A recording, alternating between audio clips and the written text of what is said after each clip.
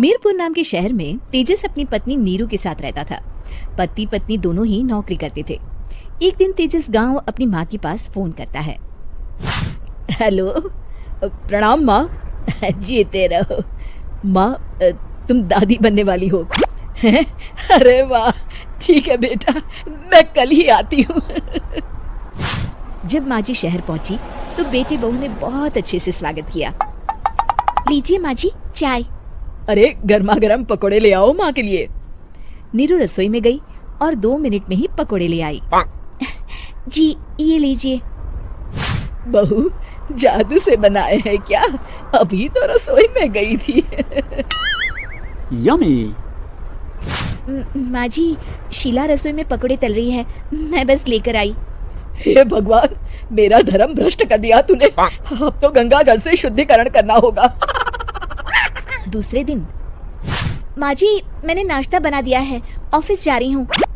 पर अभी तो घर का सारा काम पड़ा है। शीला आती ही होगी, झाड़ू पोछा बर्तन कपड़े वो सब कर लेगी।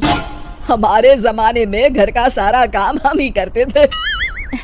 जी माँ जी, आप बहुत होशियार हैं, मैं घर ऑफिस दोनों नहीं संभाल पाती। तो जरूरत क्या है घर से बाहर जाकर चाकरी करने की? वैसे भी घर का काम खुद करने से घर में बरकत आती है, समझी? पर माँ जी। पर वर कुछ नहीं, इस महीने की पगार मिले फिर ऑफिस बंद है। हाँ। रात को नीरू तेजस से कहती है, सुनिए जी, माँ जी बोल रही थी कि मैं नौकरी छोड़ दूं। वैसे ठीक ही तो है, अभी तुम्हें आराम की जरूरत है। फिर भी आराम कहाँ, शीला को छुड़ाने के लिए बोल रही थी। तो अब 24 घंटे में इतना काम तो कर ही सकती हो। पर जॉब पसंद है मुझे, घर पर मन नहीं लगेगा। अगले दिन जब दोनों ऑफिस के लिए निकल रहे थे। मेरी तो कोई कीमत ही नहीं है इस घर में। माँ जी, आजकल महंगाई बहुत है, रहन सहन भी बदल गया है, दोनों नौकरी करते हैं तभी ठीक रहता है। अच्छा, तू कहना क्या चाहती है? मेरा बेटा तुझे बिठा के खिला नहीं सकता? तू ही इस घर का खर्च चला रही है, हैं? नहीं माँ जी, मेरा वो मतलब नहीं था। मतलब खूब समझती हूँ, ये बाल धूप में सफेद नहीं किए मैंने। हाँ। अब तो ये रोज का काम हो गया था। तेजस भी रोज की झिकझिक से परेशान हो गया था। एक दिन उसने कहा, नीरू, वैसे भी तुम्हें मैटरनिटी लीव मिलने वाली है, तो अभी से ही छुट्टी ले लो। पर क्या, मेरी सैलरी अच्छी खासी है। आखिर नीरू ने रिजाइन कर दिया। जब बच्चा हुआ तो घर में सब बहुत खुश हुए। कुछ दिनों बाद तेजस फाइल देख रहा था। क्या हुआ तेजस, कुछ परेशान लग रहे हो? हाँ, वो हमारी जितनी सेविंग्स थी वो तो हॉस्पिटल में और छठी के फंक्शन में खत्म हो गई है नीरू।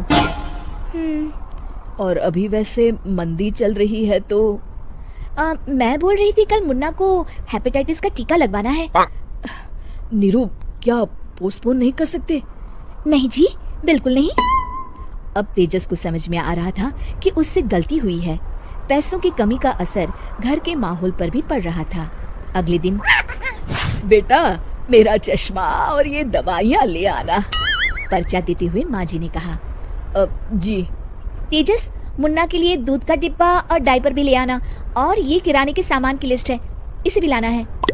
तेजस गुस्से में लिस्ट मरोड़कर फेंकता है और चिल्लाता है, पैसे क्या पेड़ पर उगते हैं? ये ले आना, वो ले आना। अरे पर ये जरूरत का सामान ही है। वो गुस्से में बिना कुछ कहे ऑफिस चला गया। अरे अरे लंच तो ले जाइए। नीरू दौड़कर डिब्बा पकड़ाती है।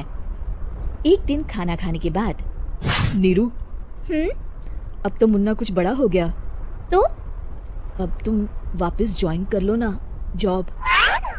पर इस रिसेशन में जॉब मिलना बहुत मुश्किल है। ट्राई तो करो। फिर मुन्ना? माँ जी है ना, और एक फुल टाइम मेड भी लगा लेंगे। पर माँ जी, उन्हें तो पसंद नहीं। तभी माँ जी वहाँ आ जाती है और प्यार से नीरू के सर पर हाथ फेरते हुए बोलती है, अब मेरी समझ में आ गया बहू, पहले के और अब के समय में अंतर है। तुम काम शुरू करो, मुन्ना की जिम्मेदारी मेरी। मेरी प्यारी माँ जी।